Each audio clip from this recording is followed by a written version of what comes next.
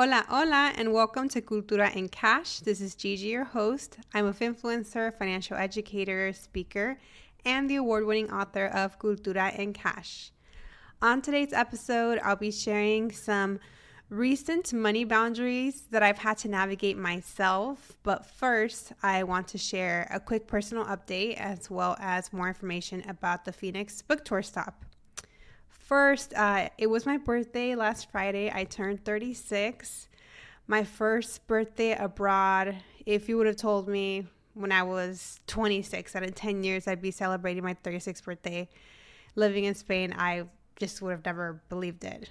I would have thought, I must have married some Spaniard, married rich, and that's how I'm living in Spain if somebody would have told me. I never would have seen the journey that it took to get to where I am now. So I'm really thankful. It took a while, but I'm here. I had a pretty chill day. For the past couple years, I like doing my birthday on my own. So instead of planning a trip or, I don't know, doing anything, traveling, anything like that, I like to spend the day at the spa. This was my first time going to the spa here in Valencia. So I didn't have my go-to. Like in Chicago, I had my go-to Kohler's Water Spa, which was amazing. You can go and spend the whole day there. Here, we thought we found a great spot, and it was a great spot, great customer service, but it just wasn't the sort of place that you could chill all day. It was a pretty small spa. So I was there probably for only a couple hours instead of the whole day.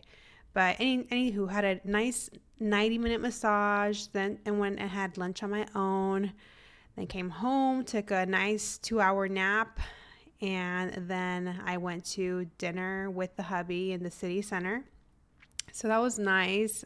We had some delicious Italian food and got to walk around the touristy older part of the city. So that was really nice.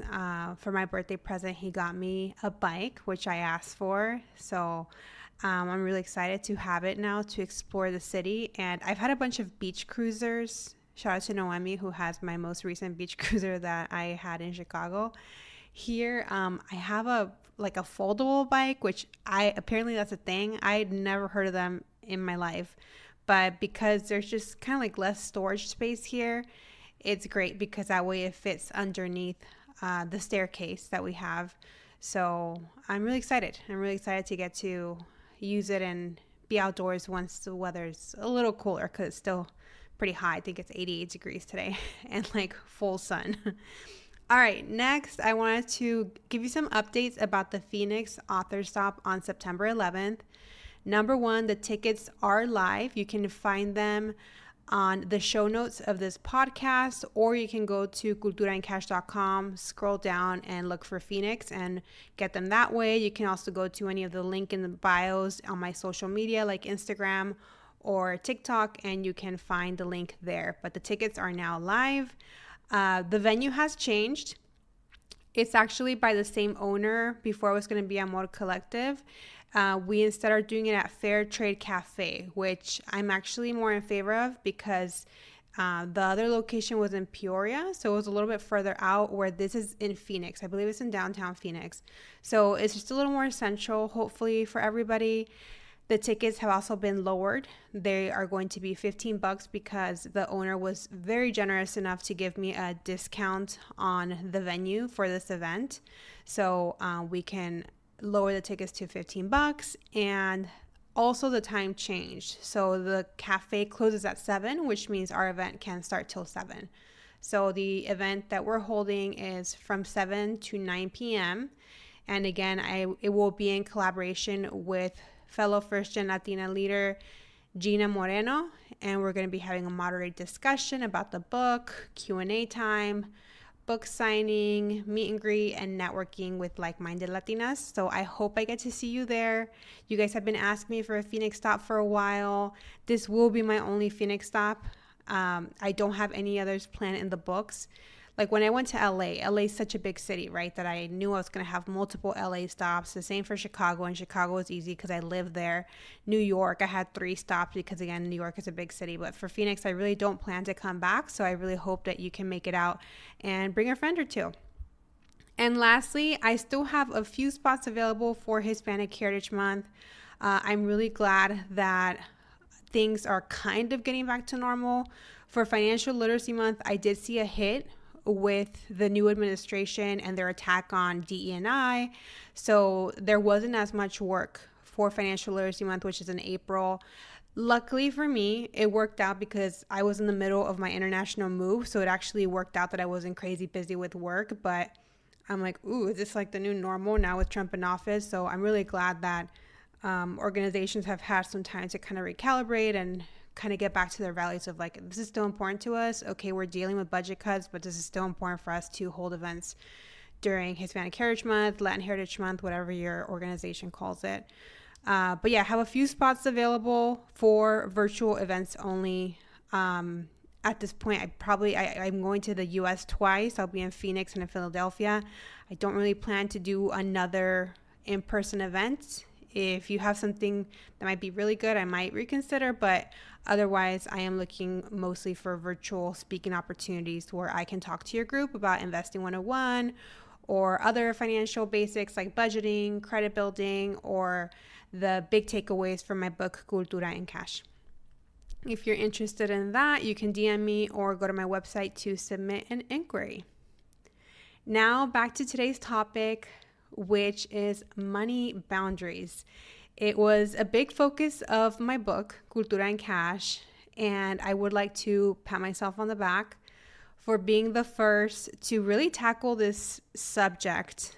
I remember when I first kind of dipped my toe in this on TikTok, maybe in 2021, 2022, I would get so much backlash, but like they don't know that I'm a toxica. And I know we're not supposed to be perpetuating these stereotypes, but like I literally am a toxica. I know I am. Like it actually, the stereotype is true for me. So I'm fine with that. So they don't know that I'm a toxica and I do have time to clap back, right? So I can take it. I can take the heat. And anything that these internet strangers said wasn't something that I hadn't already heard from my own family who I actually cared about. So they could never hurt me. But it's funny because then I would see other creators kind of try to take on the topic and they're like, oh my God, how do you deal with the backlash? Like I was getting dragged and I'm like, yeah, it's a sensitive subject for our community. So I am really proud that I was able to put this out there through the book. Of course, I'd love to make more content on this, but I was talking to my husband earlier. I'm like, taxes are draining. Side note, taxes are draining my creativity as I'm adjusting to the reporting needs of taxes here in Spain and bookkeeping. It's not putting me in a space where I'm creative enough to like do my makeup and like be all peppy on camera on social media. It's not putting me in that space, and that's fine. I know that there's seasons for everything.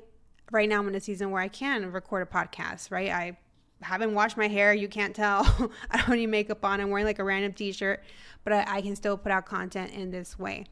So anywho, all that to say is that I'm really proud to have started the conversation about this and to have given my readers a tool to be able to navigate financial boundaries through what I coined the Quiero y Puedo approach, which is a way to navigate that decision-making process on wanting to support family, but maybe not having the means, or being too broke to do it yourself, or maybe you don't want to provide that financial support because you don't agree with what they're spending their money on, or last time you provided support, they weren't thankful or they didn't pay you back, whatever your reason is, right?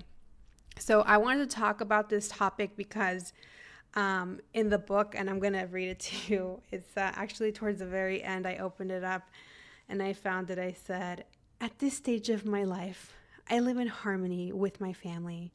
I clearly communicate my redefined money values and goals and lovingly set financial boundaries.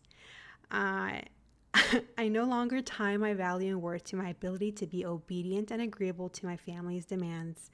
I give money to them on my terms, not because I have to, but because I have the means y porque me nace, porque quiero y puedo.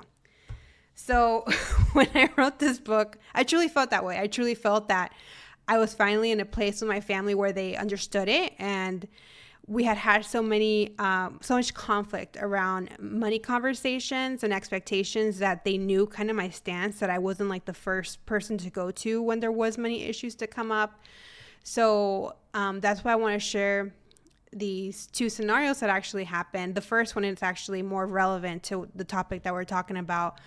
So let's get right into it. So first, a quick refresher for anybody that hasn't read the book in a while or hasn't read it. I talk about the Quiero y Puedo approach as a way to navigate if you should provide financial support to family. Ultimately, it's up to you whether you want to provide support or not. That's none of my business. That's not social media's business. That's just between you and your family, right? But my argument is, first, ask yourself, do you truly want to? Are you going to do this because it's genuinely a way that you want to show up for family, or are you doing it because you're feeling pressure to do it and you're fearful of the backlash that you'll receive if you say no, or because you don't want to disappoint people? All of that is people-pleasing behavior, and I encourage my reader to not self-abandon and to prioritize their values and their finances first. So then if after answering that question, do you want to, quieres, if the answer is no, I don't want to, then you set the boundary and you say, hey, I mentioned different examples to do it in the book, so please check out the book, but it's like, hey, I'm not able to support in this time, but can I support you in other ways, right? If the answer is yes, you do want to show up for family in this way financially, instead of just going straight to it and giving them cash, ask yourself, that's great, I want to, but can I? Puedo. So can you truly afford it, right? Like, are you in a good place financially where you're not living paycheck to paycheck, where you have some savings set aside, where you are planning for long-term goals like retirement, right? Where you're not just like completely ignoring your finances just to be the sacrificial lamb and help people out. So if you have the means and you want to, that's when I encourage the reader, like, you've cleared it and you're able to move forward and pat yourself on the back for doing things according to your terms and your values. If the answer is yes, I want to help, but no, I don't have the means, then that's when, again, a boundary has to be set of, hey, I want to help, I financially can't, my rent is this much and I don't have much left over after the end of the month, whatever the reason is. You don't even have to give a reason. You just can say, my finances are a little tight right now, it's not something I can support you with. Can I instead offer my time, connect you with resources, right? You can help in other ways that aren't necessarily just saying yes to the first financial ask. So the reason that I wanted to give an update about how this is manifested in my life is because, again, I thought that I had gotten over this hump where I wouldn't have arguments with family over money. My family is still very close, that they still very much depend on each other collectively for cash. I'm independent. I very much have adopted some of that American mindset where I don't ask anybody for anything. The last person that I asked for money was my dad, and that was like 10 years ago, and it was because I was in the middle of moving and I needed money for a deposit. It was like $1,000 in cash, and he let me borrow it and I paid him back, right? So I'm not going around hitting people up for money all the time. Like, I rather charge on a credit card and figure it out, right?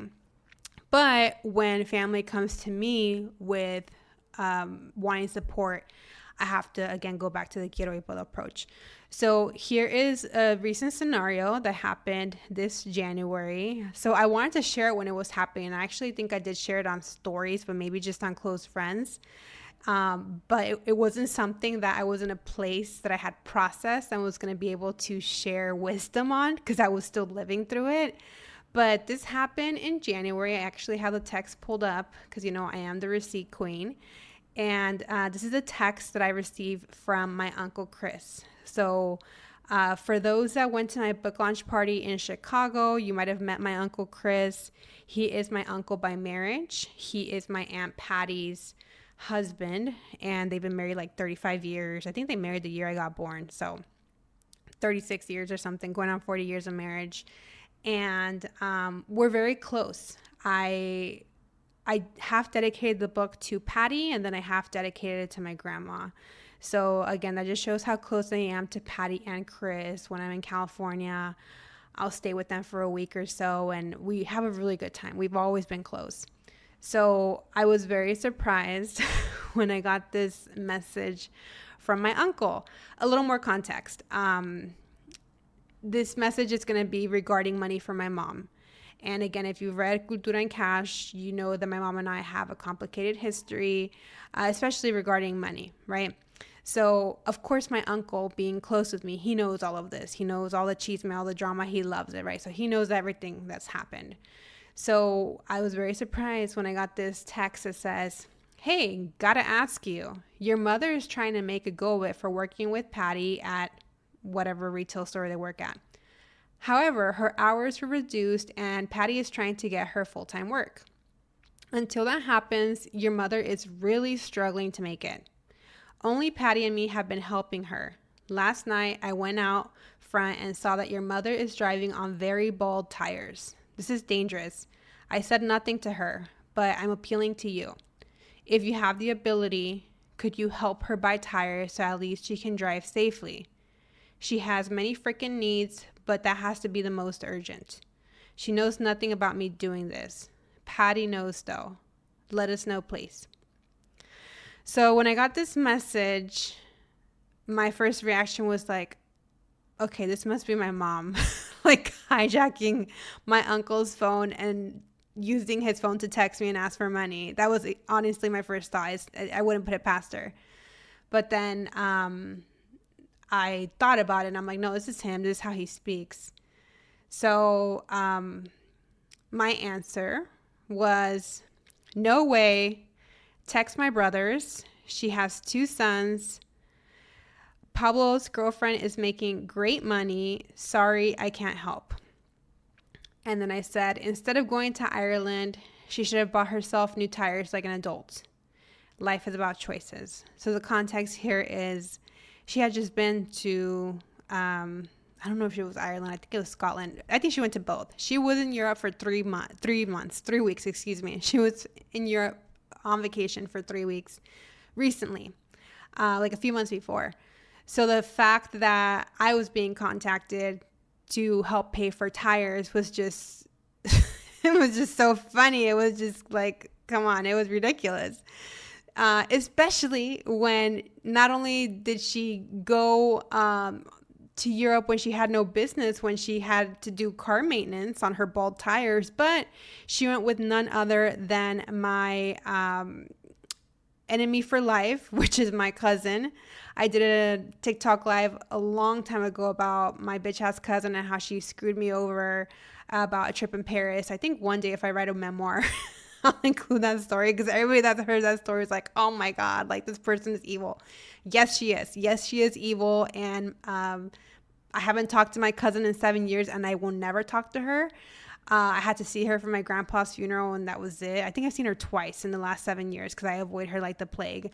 But my mom went on vacation with her and posted pictures with her knowing how I feel about my cousin. So again, that just kind of gives you context into the dynamic that my mom and I have. I think a lot of listeners are like, what? Like my mom's my best friend. My mom would do anything for me. Would your mom go on vacation with literally the person that hurt you the most? Probably not, right? So again, it just kind of shows you the dynamic with my mom. So when I shared that answer with my uncle, I thought he would understand because again, we're very close and we can keep it real. Right. And again, he knows how my mom can be reckless with money. So I thought he'd just be like, oh, okay, I thought I'd ask. Thanks. But instead, this was his very nasty and very rude answer. He said, wow, just a simple yes or no was all I was asking for. I guess only you can travel to Europe. Your mother got to go on a trip of a lifetime and you sound bitter about it. It seems you lost your moral compass somewhere along the line. I hope you find it because your response to helping your mother is many things, but nothing good and nothing I expected. And at this point, I have learned through therapy to not respond to messages when you're upset, because I was upset when I saw this. I was like, oh no, now he's these are fighting words, right? This isn't just about my mom now this is like personal with me and him. So he sent that message at 2:39 and then I responded 2 hours later because I really had to cool down. and I did that restraint because I love my uncle. Again, we're so close. We've been close for so many years. I've lived with them. I lived with them during community college for 6 months. So again, I have a very close and special bond with my Aunt Patty and my Uncle Chris. So to hear him have this attitude, knowing everything that's happened, knowing the history, just really, really confused me. So when I finally did respond, I said, Chris, you know how I feel about my mom. Please don't get in the middle. And then he just responded, got it. I think the next day. Yeah, the next day he just responded, got it. So, needless to say, after that text exchange, I was pissed. I was heated. I'm sure he was too. I was so surprised that my uncle would approach me about this because, again, he knows the relationship with my mom is very complicated. And I'm like, why would he want to get in the middle of it? But since then, I've learned more information and I think I can share. But let me just make sure I kind of go in the right order.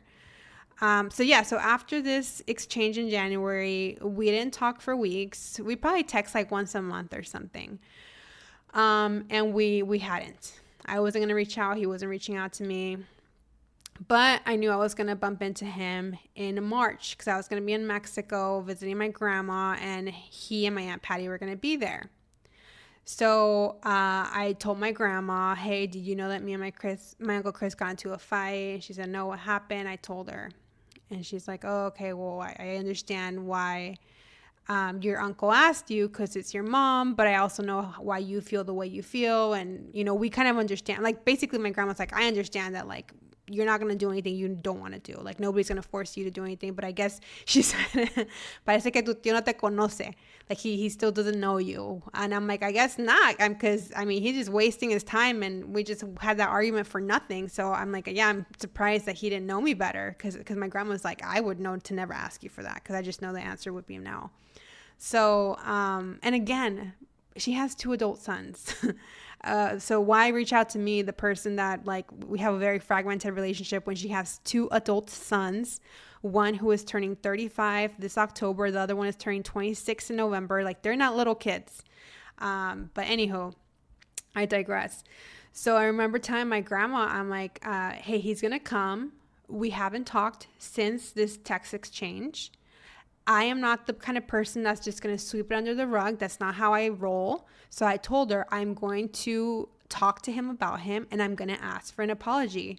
And even here, this just kind of goes on like Mexican or Latino family dynamics. My grandma was like, how dare you? Eres una soberbia. Like, you have no right to be asking your uncle for an apology and blah, blah, blah. He's done so much for you. And I'm like, I can be grateful for what he's done for me. And I can have love for that, but I can also hold him accountable for him sticking his nose in somewhere that was not his business. She was really upset. She was like, I do not want to see you disrespecting her. And I'm like, I'm not going to disrespect him. I love my uncle, but I am going to ask to speak to him and to try to resolve this. And I'm going to tell him that I feel I'm owed an apology. No, you're not, blah, blah. So then my uncle got there. And I said, I mean, it felt like always, right? So I gave him a big hug. I said, hi, Chris, good to see you. And then I whispered in his ear like a psychopath. I said, you and I have a bone to pick.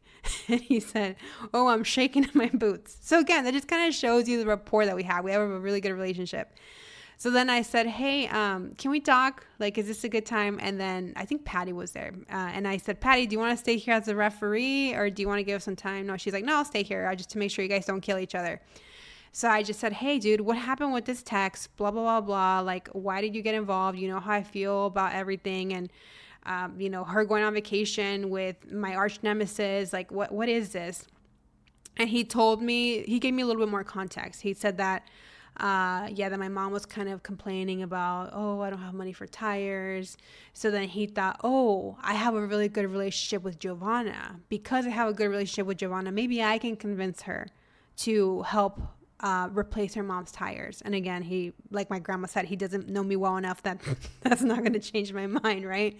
So he said, I was just trying to be the hero. He said, I was just trying to be the hero. And I thought that I didn't realize how deep, you know, the issues were with you guys. He said, I come from a different generation because he's older. He's 75. So he said, I come from a different generation where no matter what, like you do whatever it is for your parents, even if they've abused you, even if they've done this, even if they've done that, right? And he's like, and I understand that your generation is different and you guys are having boundaries and blah, blah. And I'm like, exactly. And I'm like, yeah, we're different.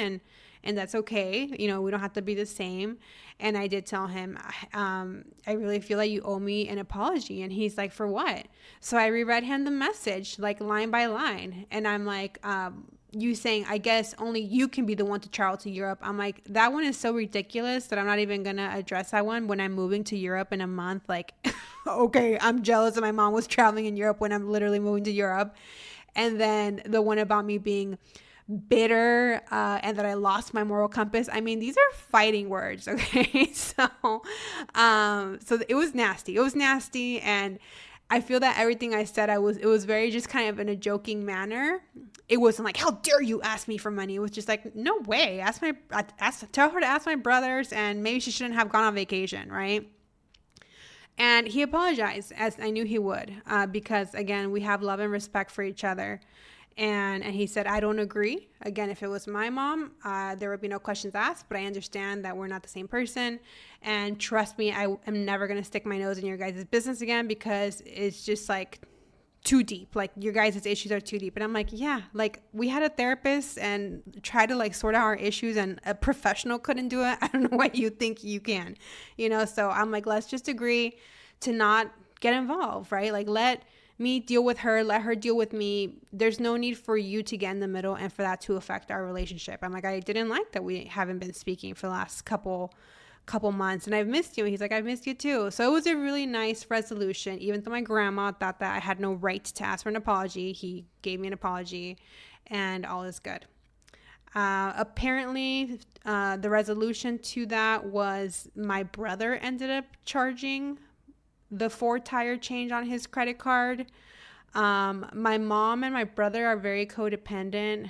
My brother had a DUI when he was like in his early 20s. My mom bailed him out, paid for those charges. I think he paid her back. Like, she would never have done anything like that for me. She'd be like, figure it out. You can figure it out because you did the crime, do the time.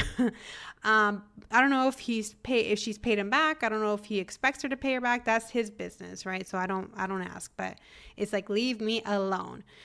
So I want to share that because, again, that was just something that I wasn't expecting to still be going through, especially them knowing, right, that I'm a financial educator. I told them, I'm like, I can tell you haven't read my book. I said, because had you read my book, you would understand how I feel about these types of boundaries, and you would have understood that I would have gone through the Quiero y Puedo approach, and I would have been like, no, I don't want to do it, so I'm not going to do it. I'm not just going to do it to make him happy or to make anybody else happy. So that's frustrating too. The book's been out 1.5 years. Of course, they have a copy of it. I even sent them the audiobook so they can listen to it. They still haven't listened to it, but whatever. It wasn't written for my 75-year-old white uncle, so I get it. It's fine. Excuse me. The second scenario, this one isn't as dramatic, but it was a little bit more heavy on the guilt, and I'll get into that. So this one happened a little over 1 year ago. So let's take it back to summer of 2024. I realized that my grandparents didn't have any coverage for caregivers on Sundays. So the family was paying for a nurse to be with them, a caregiver rather, more than a nurse, a caregiver to be with them Monday through Saturday. And then obviously the woman at least got 1 day off. So she was off on Sunday. And then the family, instead of finding the nurse for the 1 day, they were just like, oh, it's 1 day. They can be on their own. And I immediately saw that there was risk in that, right? Because my grandpa wasn't doing well. My grandma's pretty frail herself. So I said, hey, if you guys haven't gotten the coverage because of cost, I can jump in. I mean, I said, I think it's your guys' responsibility as 5 adult children, but obviously you guys don't see it as a pressing need. I said, I do, and I don't want that on my conscience, knowing that my grandpa or my grandma fell on the Sunday because nobody was there to help them when I could have paid for the cost of a caregiver to be there with them, right? So I, again, followed the same process, the Quiero y Puedo approach of like, do I want to? And they didn't come to me. They didn't. So to clarify, they did not come and ask, hey, can you pay for this? But again, I saw the need, right? From talking to my grandparents, oh, we're here by ourselves on Sunday. And I'm like, that's like leaving an infant on their own, right? Because again, they're so they're so elderly and they're not mobile, right, on their own. So I volunteered to help, and because I wanted to, right? I passed the Quiero y Puedo check. So the Quiero part, I definitely passed it because my grandparents raised me, and they mean a lot to me. So I wanted to show up for them in that way. And again, I didn't want to have that on my conscience if something happened to them. And then when I went to the Puedo part, I looked through my finances and I was living comfortably. I was living in Chicago. I had disposable income. I have a husband, so we share expenses, live a pretty frugal lifestyle. I don't have debt anymore, right? So I have the extra income to be able to help with a nurse for Sunday, which is going to cost $300 a month. So I started supporting my grandparents and the family with this additional cost in June of 2024. There was a time in my life when I could have never fathomed being able to help with a $300 allowance or support of $300 because I was living paycheck to paycheck. But again, at this point, I'm like 34. I've paid my debt down, stayed away from debt, kept a frugal lifestyle. I have investing, I have savings. So I felt that I was in a place to be able to afford this. I was in a place to afford this. So I started providing that financial support in June of 2024. My grandpa passed away in July. He was very old. He lived a very long life. He was 92 years old. And then in August, I went for the funeral in July, and then I went back in August because my grandma fell into a depression, of course, when her partner of 60 plus years had passed. So I went with my grandma and I talked to my family and I said, hey, different choices have to be made now that it's just my grandma, right? So I've been telling them for years to sell their vacation home because my grandparents have their primary home in Mexicali, and then they have a vacation home in La Rumorosa. So anybody that knows the Baja California area, La Rumorosa is like a mountain region, probably like an hour and a half drive away. It's not like a mansion. It's just like a little cabin house situation. But again, it's an asset that they can sell for money, right? And instead it was just sitting there abandoned because nobody goes there to vacation anymore. Because again, my grandma and grandpa could hardly drive. I told them for years to sell that. They also have some land. I just remembered. Besides the home, they have a pretty large chunk of land out there too. And no, we want to pass it on. That's going to be, our inheritance to your tia, whatever. I also have encouraged them to downsize or to look into a reverse mortgage to be able to get money their way since they don't have any money saved for retirement. My grandparents are now just my grandma. They live purely off what my 5 adult tios and tias, including my mom, are able to give them financially. My brother helps a lot too, which I really appreciate. My brother lives in Mexicali, so he helps a lot with groceries and things like that. The other thing I suggested, rent out the casita in the back. There's a little like granny flat in the back of the house that could be rented to a student. Probably not for very much, but like $200, that's something, right? That's extra income. And they didn't listen to me. Not just my grandparents, but like the family didn't push it for these smarter financial decisions to happen. And when I've done so much to improve my finances, like leave California to go to Phoenix, then go to Chicago to start a new career, right? Clip coupons, all these different changes that I've made to my lifestyle to be able to now be in a place where I feel financially abundant. To me, it's hard. For me, it's hard to support somebody when they're not willing to help themselves, right? So, again, I was supportive and sharing ways that they could bring income, sell assets to get some cash to be able to easily afford caregiver costs, health and medical costs, these sort of things. But honestly, it went in one ear and out the other. But to me, I'm just like, you know what? I did my part by putting it out there and giving them some guidance on what could be done. And then what happened was I kept paying for those $300 for the nurse on Sunday. And come January of 2025, at this point, we are very clear that we are moving to Spain. The move was getting real, and we had booked our one-way ticket for April. So I knew that as my move got closer, I'd be having a lot of expenses, right? Abnormal expenses like immigration attorney expenses, the moving costs. I mean, having to replace furniture and the flights and the Airbnbs and deposits, all these things, right? They add up. So I knew I was going to have to cut back and be more conservative with my money. And I saw that $300 expense as an immediate win.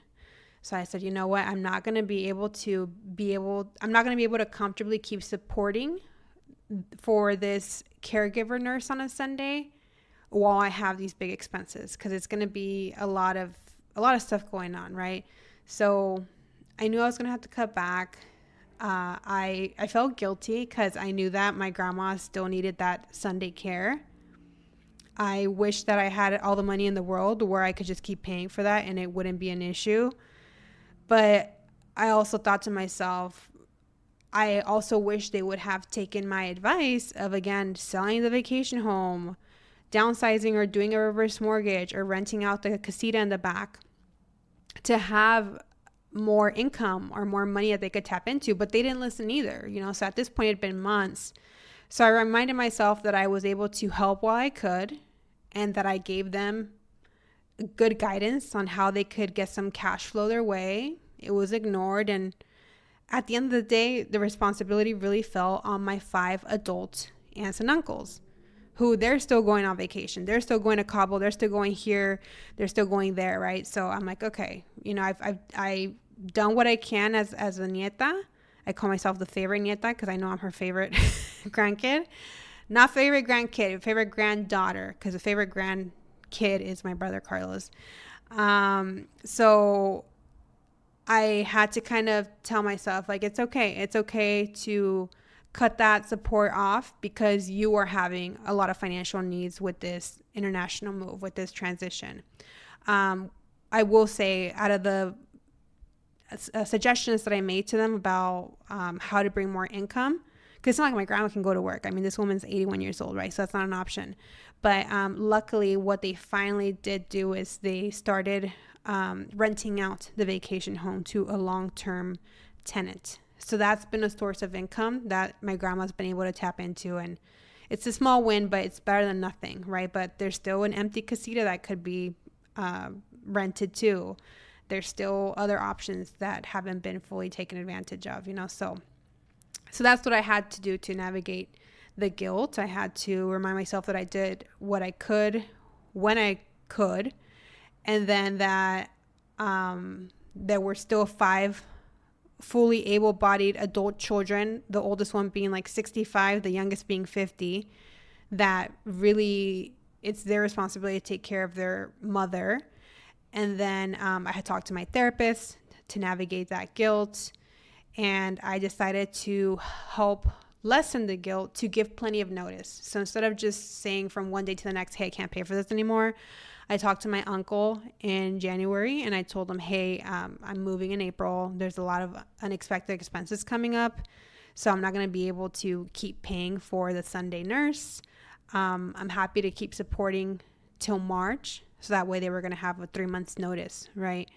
To be able to find somebody else to cover the cost or to find a cheaper nurse. But I said, but after March, I'm not going to be able to swing it anymore. And here I was ready for backlash. Oh, but you have money to move to Europe and not to help your grandma who raised you. But actually my uncle was very understanding and very appreciative, which that actually has made us a little closer. It was my tío Jose Luis.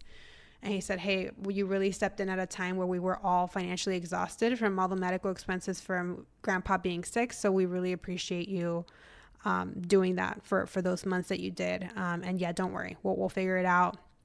From what I understand, I don't think that there has been a new caretaker that has been replaced for Sunday. From what I understand, my family takes turns spending time with my grandma on Sunday. I think it mostly falls on one family member. I'm so far away and I'm thankful for that, because obviously you can't control people on what they're willing to do for family or not, right? Like everybody's going to do what makes them feel good. So I feel good knowing that I supported my grandma for 9 months financially, with that Sunday coverage for the caregiver.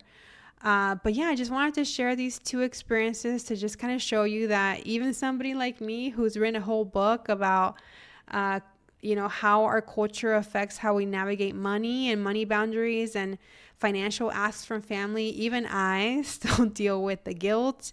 Even I still deal with the conflict. So if you find yourself in any of these situations, unfortunately, it is a part of the first gen experience. And what I recommend is, if you are able to get the support of a therapist, that really helps with navigating that guilt and those emotions. So the takeaways I want to leave you with here is, it can be hard to say no, but sometimes it's necessary and it's okay. Again, if I was a people pleaser, I would have said yes to appease my uncle's request to replace my mom's tires, even after she spent 3 weeks in Europe on vacation. I would have kept paying the $300 while I'm trying to figure out how to pay for 3 months deposit here in Spain and been stressed out, right? But the key takeaway here is that people pleasing is a form of self-abandonment. And I want everybody listening to this podcast to feel that their finances matter too. You don't have to light yourself on fire to help other people, because you as an individual matter too. And then the other takeaway was that it's valid to offer support when you can and when you are able to. And it's also valid that when circumstances change, to cut it off, right? So I'm thankful that I had that leeway where I'm like, wait, this is happening in a few months, so I can give notice. Because sometimes, let's say, God forbid, but you lose your job, you get laid off, and it's like, hey, I can no longer help because I got laid off, right? So sometimes it's very sudden and you don't have time for that, for the family to adjust. So I'm very thankful that I was able to give that heads up to my family. And honestly, if I've thought about this, I'm like, if I hadn't moved, if I hadn't had those big expenses of moving, I still wouldn't have paid for that nurse for the rest of my life. Because again, it was something I was willing to do temporarily while my family was grieving the loss of my grandpa. I think I would have eventually cut off the support after the year mark, because again, I was seeing those changes weren't being made. If I had seen that my grandma had rented out her back house, if she rented the vacation home, so that's good, but she had done a reverse mortgage, she'd done all these things, and then there still wasn't enough and she still needed support, it would be a very different situation. But for me, it's very hard, like I mentioned earlier, to offer that support when you're not even willing to help yourself. It's like, help me help you, dude. So anywho, I just wanted to end with the Quiero y Puedo approach should be used as a guide. And I hope that framework makes it easier to navigate these difficult money conversations. But as you can see from my two scenarios, it doesn't mean it will come drama-free or without guilt. And as first gen, again, it's a part of our journey, but you'll figure it out just like you've been able to figure everything else out. Therapy. I can't stress that enough. The other book that I really like, or the other resource, is Badass Bonita. Let me see what the book is called. I have it on my bookshelf. I can't see it here. Badass Bonita, Break the Silence and Become a Revolution. So this is by Kim Guerra. I actually hosted her for a book tour stop in Chicago. She's amazing. And she's a therapist.